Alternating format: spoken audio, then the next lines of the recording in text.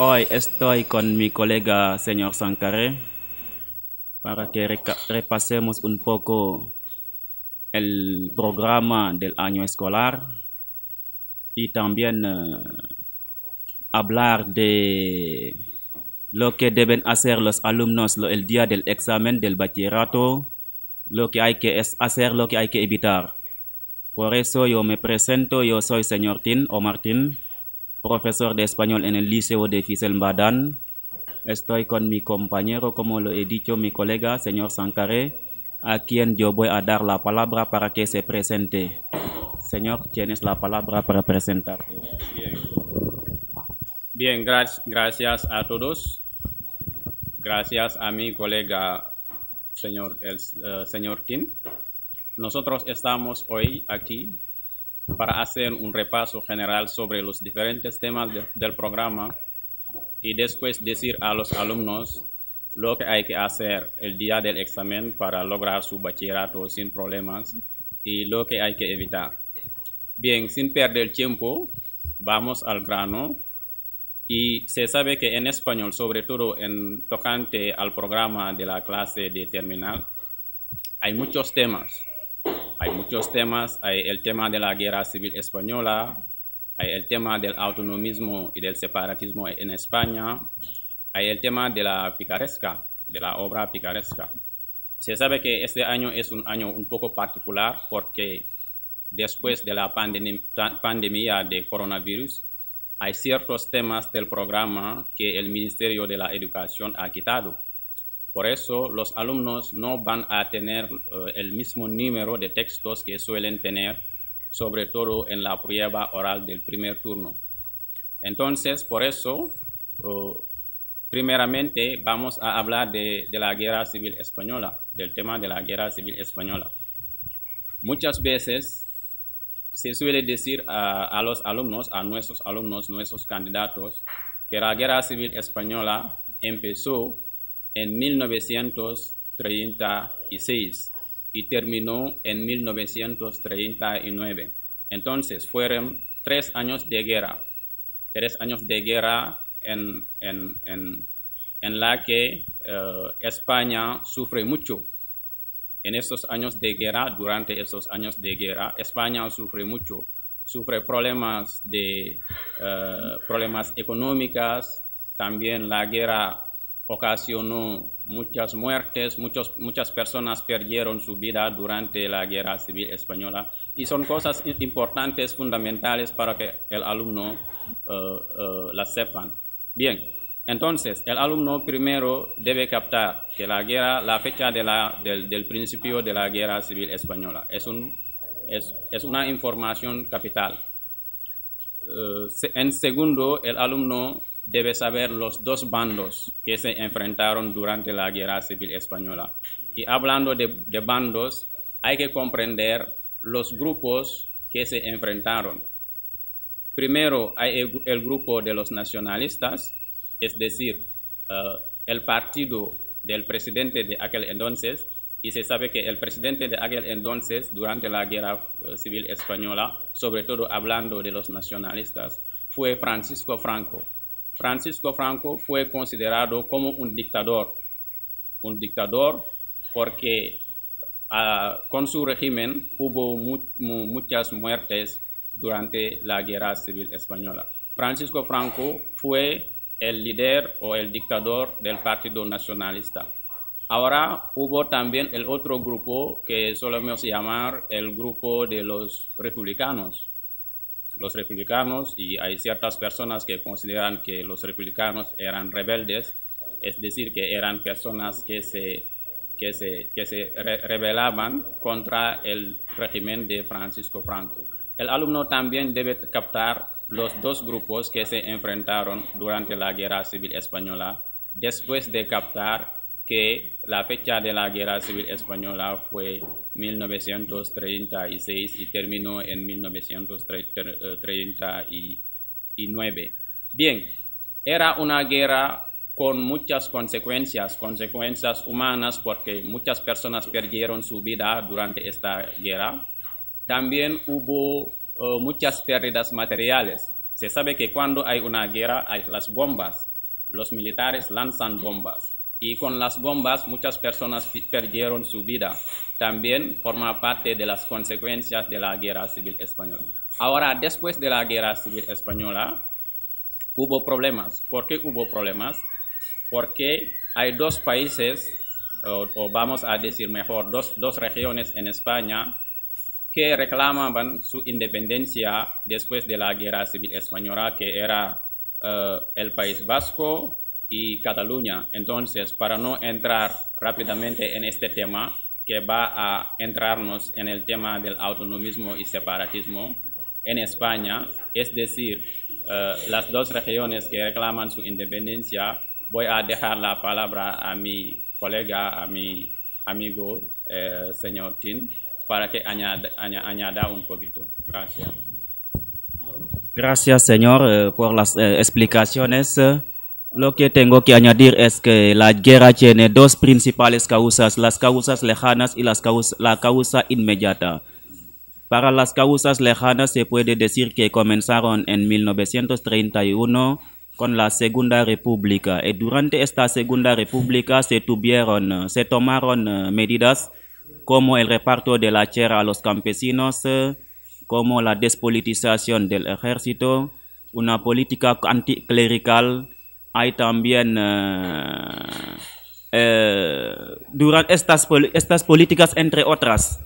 Y estas políticas, estas medidas ocasionaron frustraciones en el campo,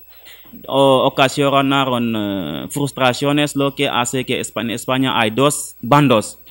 El bando de los frustrados, que es el bando de los nacionalistas, y el bando de los que estaban en el poder, el bando de los republicanos.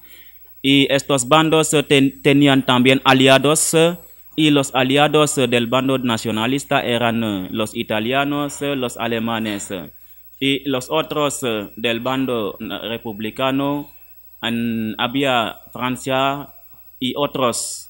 Y el bando de los frustrados, como era el bando de los nacionalistas, este bando había tenido mucho más fuerza que el bando republicano. Por eso, este bando de los nacionalistas era encabezado por el general Francisco Franco, considerado como el dictador, y en final este bando ganó la guerra civil. Hablando de las consecuencias de esta guerra, se puede decir que esta guerra ocasionó múltiples consecuencias en el plan económico, en el plan político, en el plan social, porque hay destrucción de infraestructuras, muchas personas murieron, y también hay muchas más consecuencias. Y esta guerra también ha sido el principio o la preparación de la Segunda Guerra Mundial, porque países como Alemania tuvieron que preparar sus armas para que puedan servirse de estas armas durante la Segunda Guerra. Esto es lo que ha hecho que la guerra civil ha sido una guerra muy tremenda en consecuencias. Gracias, señor, por así las explicaciones. Eso es lo que tenía que añadir. Pero así vamos a pasar al tema del autonomismo y separatismo. Si usted puede decirnos algo del separatismo, ¿qué sería esto? Sí, gracias.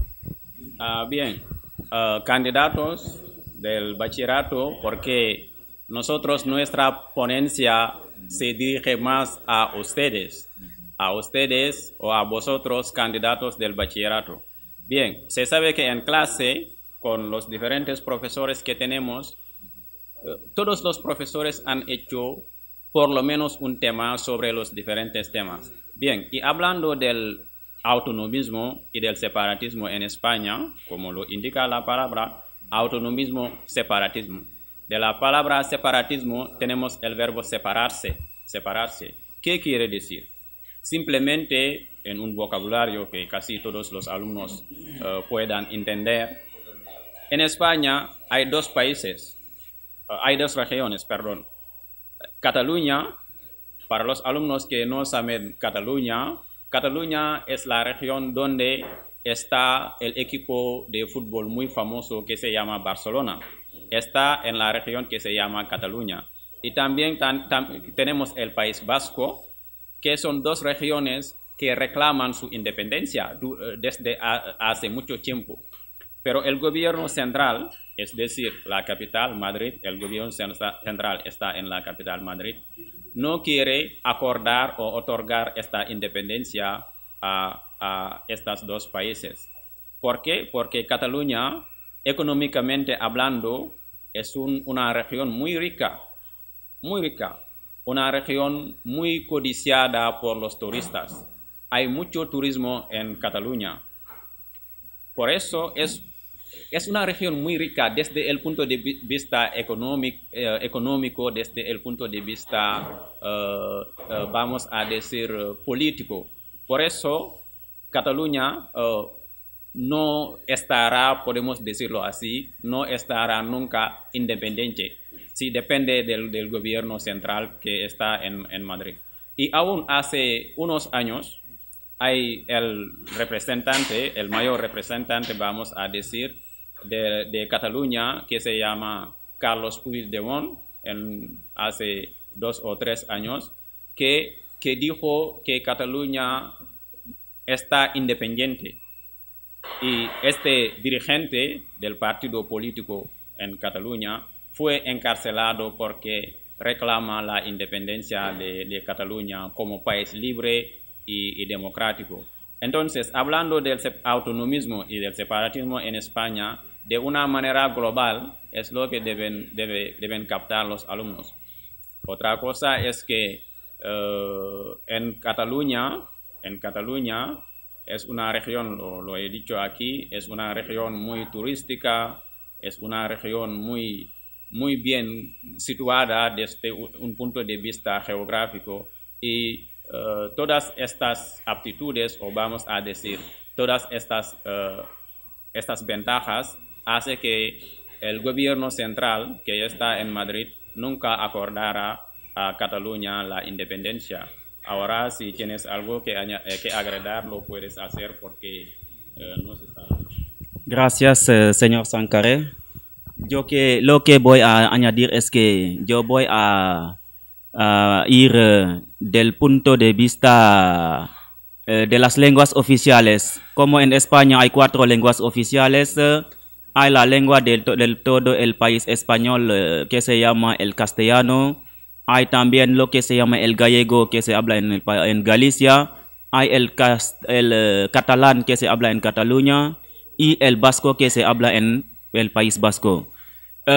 Como lo has dicho, estas regiones que tienen sus lenguas oficiales como Galicia, Cataluña y el País Vasco tenían unos fueros, es decir, que tenían ventajas para con las otras regiones. Por eso estas regiones se consideraban regiones diferentes de las otras. Por eso tenían que gozar de otras cosas que las otras regiones no tenían.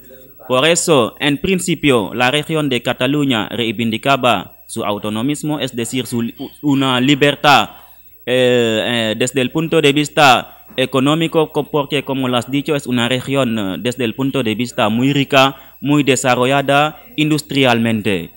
La región del País Vasco reivindicaba, como lo has dicho, el separatismo, es decir, la separación, el divorcio para con España. Como Franco, en 1931 se había otorgado este estatuto de autonomía a esas regiones. Pero con la llegada de Francisco Franco, Franco había negado dar la autonomía o el separatismo a estas regiones porque, según Franco, España debía quedar una libre y grande. Es decir, que una región, ninguna región no tenía que separarse porque esto debilitaría a España. Por eso, estas regiones se radicalizaron con el movimiento ETEIA, nacido en 1959 en el País Vasco. Este movimiento ETEIA ha sido un movimiento que utilizó la violencia, que utilizó el terrorismo para pasar a una etapa radical, porque piensa que la radicalidad era la solución para lograr la independencia. Pero como Francisco era muy radical también, diciendo que no va a otorgar el separatismo, hay consecuencias muy graves durante estos años de guerra, si se puede decir. Porque España, el movimiento procede con atentados con coche bomba, con asesinatos, con toda clase de violencia, pensando que es la violencia que será la salida para lograr su meta. Pero dicho esto, hasta ahora el País Vasco no ha tenido la independencia. Y esto nunca, porque como en Senegal hay el movimiento que se llama MFDC, este movimiento tiene también la misma meta que el movimiento ETA, pero hasta ahora en Senegal no hay la independencia de esta región de Casamance. Es decir que estas regiones querían ser libres, independientes, pero desgraciadamente hasta hoy en día no hay esta libertad, esta independencia. Gracias, señor Sankare. Las explicaciones son muy claras, pero vamos a pasar al tema de la picaresca. A hablar Y de la picaresca. sí, vamos a hablar de la picaresca. Te voy a dar la palabra para que expliques a los alumnos que están preparando el bachillerato y que están en situaciones muy difíciles porque ya no tienen la fuerza y piensan que el examen será muy difícil, pero con tus explicaciones podemos esperar que ellos van a gozar de algo que les va a ayudar durante este día del examen. Gracias. ¿Puedes explicarnos un poco lo de la picaresca? Gracias. Bien, alumnos, candidatos, queridos candidatos, como lo podéis verificar, esta semana, en esta última semana de las clases, de los cursos, el señor Tin y yo, y también los demás profesores, han insistido mucho sobre este tema de la picaresca. Y no debe representar un problema porque nosotros, los profesores, hemos hecho un texto común cuyo título era Al servicio de un clérigo. La primera cosa que hay que saber es que el tema de la picaresca es un tema muy difícil. Todos los profesores lo confiesan, todos los profesores lo aceptan. Pero ya que las preguntas que podéis tener serán preguntas que van a focalizarse sobre un texto, hay que entender el texto, comprender las explicaciones del texto, comprender el vocabulario, comprender la gramática que puede salir de dicho tema, y lo demás vendrá fácilmente. Bien, el texto sobre la picaresca, y vamos a focalizarnos sobre el texto que hemos hecho con nuestros alumnos, cuyo título era Al servicio de un clérigo. De una manera global, podemos decir que el personaje principal se llama Lázaro, y esto lo hemos explicado en clase. El personaje principal se llama Lázaro. Es una información capital que los alumnos deben captar o deben retener. Bien, y para resumir un poquito, el tema principal, he hablado del personaje principal. El tema principal es un poco, en algunas palabras, es un poco la vida difícil que sufre Lázaro. Lázaro es el personaje principal del texto y sufre esta vida difícil a través de los diferentes amos con los que ha trabajado. Y se sabe que Lázaro ha trabajado para el ciego. Aún en la primera frase del texto dice deje de trabajar con el ciego, cosas así. Es decir, que Lázaro trabajaba para un primer amo y según palabras suyas, es decir, según palabras de Lázaro, el ciego era muy avaro. Avaro quiere decir una persona que no da dinero. Y Lázaro abandona este primer amo o este primer jefe y trabaja para otro. Y se llama el clérigo. El clérigo, se sabe que un clérigo es un cura, es un sacerdote. En la iglesia están los clérigos o los curas o los sacerdotes. Bien, y Lázaro a lo largo del texto explica cómo lo trataba el clérigo. Vamos a decir, da muchas cualificaciones al clérigo, que era avaro, que cuando había un muerto en una casa, comían bien. Y decía que el clérigo rezaba para que haya un difunto en una casa, para que ellos puedan ir y comer bien. Hace muchas descripciones sobre el personaje del clérigo, y de ahí hay muchas cualificaciones que podemos atribuir al clérigo. Y de una manera global, como lo acabo de decir, es un tema muy difícil, pero comprender el texto, comprender el vocabulario, porque el señor Tin y yo sé que hemos explicado el vocabulario difícil, y también captar la gramática que solemos ver con casi todos los temas. Bien, de ahí yo me voy a parar con el tema de la picaresca, y después de lo que puedes añadir, hablaremos un poquito ahora del examen, del texto del examen, de la comprensión, de la competencia lingüística, de la expresión personal, y decir un poquito cómo los alumnos deben comportarse el día del examen. Gracias. Gracias, señor, por las aclaraciones. Bien, para el tema de la picaresca, se puede decir que el personaje principal de este tema se puede comparar a una criada si es femenina, o a un doméstico, es decir, el que trabaja para un amo. Aquí el amo suele ser una persona muy pobre, pero este amo oculta su pobreza detrás de su avaricia. Y el doméstico, el doméstico, si se puede decir, o el personaje principal, como en este texto que hemos elegido, se llama Lázaro, como lo has dicho. Y este personaje ha trabajado primero para un ciego, que dejó porque según él este ciego era muy avaro, y cayó con otro amo que es un clérigo, y dice que este clérigo era mucho más avaro que su primer amo. Para decir que en esta época los amos, o los que se consideran como de la alta clase, eran personajes que se hacían ricos, pero en realidad son personas que eran muy pobres, personas, porque según el texto, según Lázaro, él dice, aunque en su casa no había nada que comer, solo habían cebollas.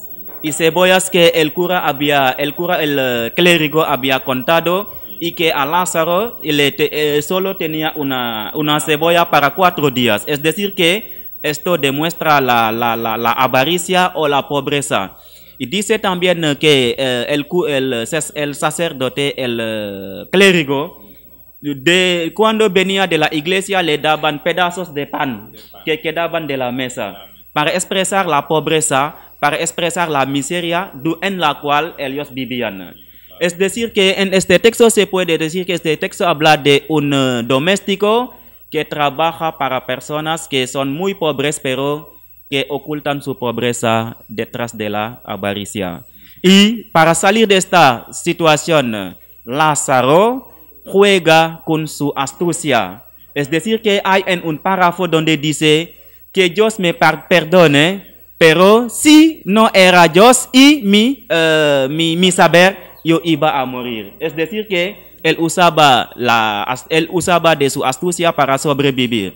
Es decir que cómo se puede comparar a un niño que tiene problemas para comer en su casa y que a las 12 va a otra casa para ver si hay comida ahí. Es decir que en esta época los sacerdotes, los que se consideran de la alta clase, eran personas muy pobres, personas muy avarosas. Bien, señor, gracias. Así vamos a pasar a lo que debe hacer el alumno durante el día del examen y lo que se le prohíbe hacer para no fallar a su examen. Porque el candidato durante este momento tiene miedo porque no sabe exactamente sobre lo que va a radicar el examen. Para ti, ¿qué puedes decir al alumno para que evite ¿Y qué le puedes decir para que haga para acertar su trabajo? Gracias. Bien. Bien, queridos candidatos, pienso que ahora en este momento debéis estar escuchándonos. Bien, se sabe que el día del examen, sobre todo por lo que se trata de la disciplina o de la asignatura que es el español, los alumnos tendrán un texto seguido de preguntas. Hay el texto y hay las preguntas. Y tenemos preguntas de comprensión, preguntas de competencia lingüística, preguntas de expresión personal o de ensayo. Bien, yo tengo la costumbre de decir a los alumnos, el día del examen, la primera cosa que el alumno debe saber es cómo gestionar el tiempo. El examen se hace en un momento de 3 horas para las lenguas como español o inglés. Bien, ya que los móviles están prohibidos en el aula, el alumno debe tener un pequeño reloj y ponerlo aquí y de esta manera podrá verificar el tiempo que le queda. Bien, y el alumno debe leer el texto por lo menos 3 veces. 3 veces. Con la primera lectura va a entender, saber de qué habla el texto. Si el texto habla de guerra civil española o si el texto habla de España o sus comunidades o si habla de picaresca o aún si habla de coronavirus, porque es una actualidad. Bien, leer el texto. Con la primera lectura trata de saber de qué habla el texto.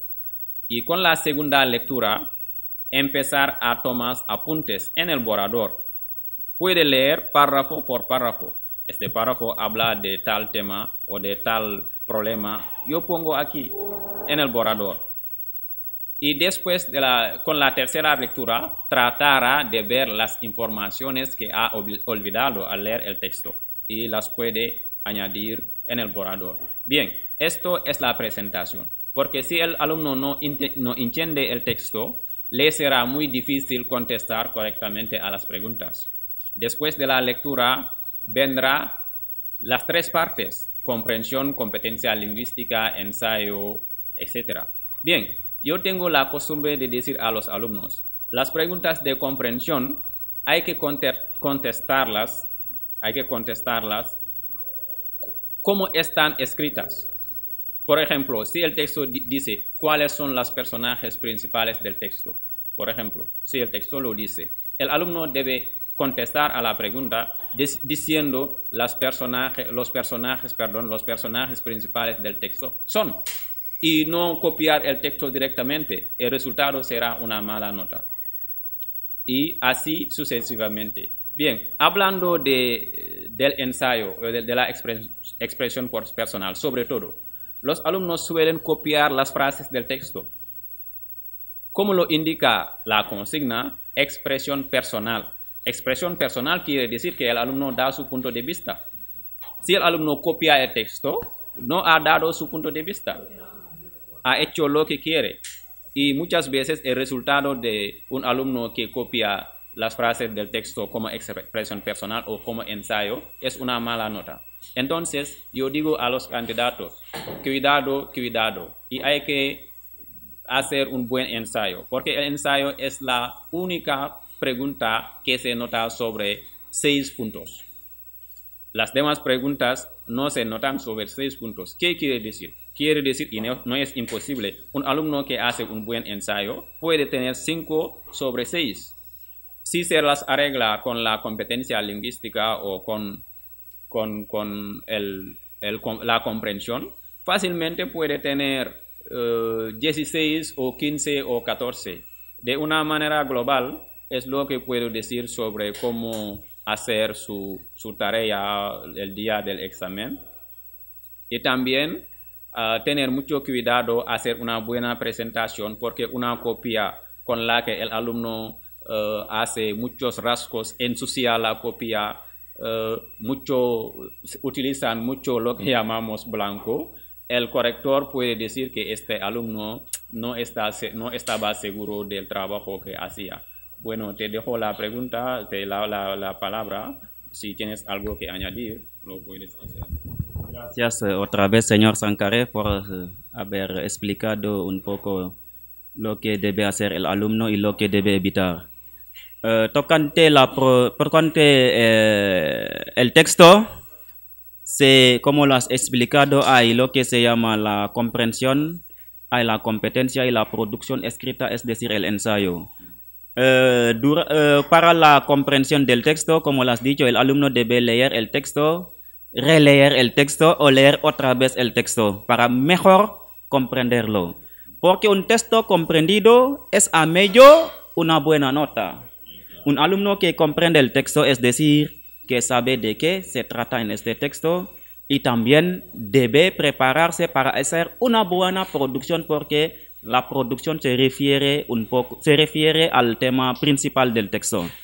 Por eso, durante la primera lectura, el alumno se familiariza con el texto. Es decir, que cuando tienes un huésped, para la primera vez tú no conoces a este huésped. Tú tienes que aprender a conocer el alumno debe aprender a conocer el texto. Segunda lectura, el alumno va a familiarizarse con él. Tercera lectura y, ¿por qué no, la cuarta lectura? Porque tantas lecturas, mejor comprensión. Bien, después de comprender el texto, el alumno durante la lectura puede tomar apuntes, como lo has dicho, en su borrador. Es decir, que cuando encuentra un punto gramatical, puede apuntarlo en su borrador. Cuando encuentra una idea esencial, una idea muy interesante, puede apuntarlo en su borrador. El resultado de todos estos apuntes será un poco el resumen de este texto. Es decir que cuando el alumno termina de leer el texto con sus apuntes, puede comprender o puede intentar resumir el texto con sus notas. Bien, dicho esto, el alumno debe evitar apresurarse, es decir, no precipitarse, porque la precipitación no tiene sentido. El alumno, esto no es una apresura. El alumno tiene que tomar su tiempo, bien leer el texto, bien hacer sus ejercicios, porque la mejor nota no depende de terminar el primero, ni el último, pero hay que hacer el trabajo como es debido. Segundo, el alumno debe ser muy aplicado, porque hay alumnos que escriben muy mal, y el profesor que corrige no tiene el tiempo de descifrar lo que quiere escribir el alumno. Por eso, escribir muy bien, ser muy rápido o muy sencillo y ganar un poco en tiempo. Bien, por lo de la competencia lingüística, este ejercicio es la gramática. Y hay 6 puntos. Un buen alumno no debe perder esta ocasión de tener una mala nota. No es normal, porque la gramática desde la clase de 4º hasta la clase de terminal es lo mismo. No hay casi cambio. Bien, es decir que este alumno que está delante de su copia el día del examen, este alumno tiene que ser muy concentrado. Este alumno tiene que ser muy sereno, no perder la serenidad, porque cuando el alumno pierde la serenidad, este alumno ya no está seguro de sí mismo. Bien, la serenidad y dejarlo todo en las manos de Dios, porque es Dios quien da, es Dios quien niega. Y cuando el alumno está en su copia durante el examen del bachillerato, este alumno, como ha aprendido desde el mes de octubre hasta el mes de junio o de julio, este alumno tiene suficientemente conocimientos. Por esto tiene que organizar estos conocimientos, tiene que hacer lo mínimo para que dé una producción muy breve, muy sencilla y evitar las faltas, porque las faltas a veces no van con buenas notas. Pasando a lo de la producción escrita, como el ensayo, el alumno no debe copiar el texto, debe leer la consigna. A veces se puede hacer la consigna bajo forma de preguntas o bajo forma de preguntas abiertas. De todas maneras, el alumno tiene que comprender el tema, intentar relacionar este tema con el tema del texto. Porque como lo he dicho, el tema del ensayo es un poco el resumen o un poco la idea central o la idea general del texto. Por eso el alumno debe aprender a formular frases, a ser muy conciso para que haga una buena producción. Y una buena producción, el alumno debe hacer un ensayo, un desarrollo, una conclusión. Pero no como en francés, porque a veces se dice en unas 10 líneas, en unas 15 líneas. Es decir, que el alumno tiene que ser más conciso, más sencillo y hacer una producción aceptable. Bien, por Vamos a hablar un poquito, porque hemos dicho lo más esencial, hablar un poquito de los últimos consejos, o sea, cómo el alumno debe comportarse el día del examen, es decir, levantarse muy temprano, no venir con retraso, porque si viene con retraso, esto puede perturbar su espíritu, pero si se levanta temprano, las asignaturas empiezan a las 8 de la mañana. Si se levanta muy temprano, puede llegar por lo menos 10 o 15 minutos antes del comienzo de las asignaturas. Y podrá, ya que se desplazan por kilómetros, si llega a la hora antes del principio de las asignaturas, podría descansarse y venir con todo el material que necesita, no venir con un bolígrafo, porque un solo bolígrafo, cuando falla, el alumno no tendrá otro bolígrafo y estará obligado a decir a sus compañeros, no tenéis otro bolígrafo, etc. Venir por lo mínimo con 2 bolígrafos, por lo menos, y también venir a la hora, concentrarse y sobre todo evitar venir con los móviles el día del examen, porque está prohibido. Y si los vigilantes ven a un alumno que utiliza su teléfono móvil, esto puede perjudicar al alumno. De una manera global es lo que teníamos que decir, porque casi ha durado 1 hora. Puedes terminar con los últimos consejos y luego daremos el micrófono. Y también agradecer mucho a la televisión FICEL TV, porque nos ha permitido hablar con nuestros alumnos. Los alumnos que nos escuchan, hay que agradecer y hay que frecuentar, vamos a decir, a esta cadena de televisión FICEL TV, porque nos ha ayudado mucho, nos ha permitido hacer un repaso general y no olvidar también que el día del examen oral, de la prueba oral, no hay que callarse. Si el profesor que corrige hace una pregunta, aun cuando el alumno haga falta, debe contestar. Pero si el alumno se calla, si no dice nada, el profesor puede decir que no se puede ayudar a este alumno y darle una mala nota. Gracias a FICEL TV, y yo dejo la palabra a mi colega y amigo para que termine, y gracias a todos. Bien. Gracias, señor, por los esfuerzos hechos para venir en ayuda a nuestros candidatos. Y se ha visto que desde el principio del año escolar hasta ahora, nosotros nos hemos esforzado mucho para que ellos tengan lo mínimo para ser muy dispuestos el día del examen. Por eso, como lo has dicho, el alumno tiene que levantarse muy temprano para descansar un poco, porque un alumno que llega con retraso va a sudar.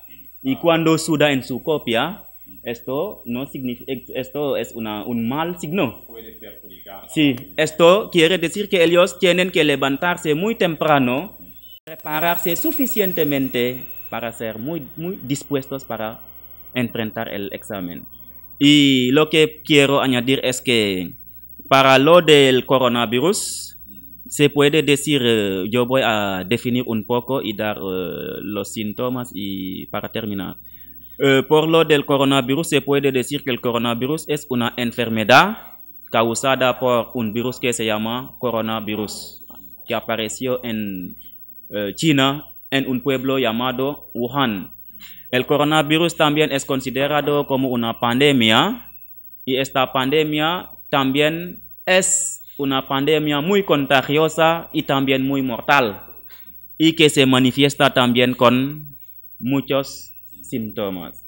Como síntomas de esta pandemia se puede decir hay el dolor de cabeza, el dolor de garganta, hay los escalofríos, hay una fuerte fiebre, hay también obstrucción nasal, hay problemas respiratorios, hay también problemas para desplazarse y para evitar, estos son los síntomas. Por lo de las medidas de prevención se puede decir que como lo sugieren los hombres de la salud o los profesionales de la salud, se dice siempre que hay que lavarse frecuentemente o regularmente las manos con agua y jabón o utilizar el gel alcohólico. Y también hay que toser o estornudar en lo que se llama los pañuelos destacables, es decir, les mouchoirs jetables. Es también como otra medida de prevención, se dice también que hay que llevar una mascarilla y desinfectar los objetos que se utilizan frecuentemente, desinfectar los lugares públicos y no automedicarse, porque la automedicación es una causa muy fatal, puede ser muy fatal. Estas son medidas que pueden ayudar a la gente para no caer enfermo de esta enfermedad. En resumen, como lo has dicho, vamos a agradecer al Fisel TV con su presidente director de programa, y a todo el equipo que acompaña este grupo y decirles enhorabuena, c'est-à-dire felicitaciones, gracias. Si hemos olvidado algo que podría interesar también a los alumnos, ellos tienen nuestros números de teléfonos y podemos continuar con el repaso aunque no estemos con ellos. Y agradecerte también por la disponibilidad, porque tú eres un hombre, tú eres un apasionado. Tú tienes el amor del trabajo y tú haces muy bien el trabajo. Y agradecemos también a nuestros colegas como la dama señora de Dabo y nuestro colega señor Yang, porque formamos un equipo muy dinámico y un equipo que se puede aplaudir. Gracias. Gracias. Sí, gracias. El señor Tin es un hombre de bien, por eso todos los bienes que dice acerca de mi humilde persona es que existe en tu misma persona. Gracias. Bueno, agradecemos a todo el equipo de Fisel TV, gracias a nuestros candidatos. Éxito, ánimo y ojalá que Dios os ayude para que todos tengan su diploma, que es el bachillerato, dentro de unos días. Gracias. Merci, chef.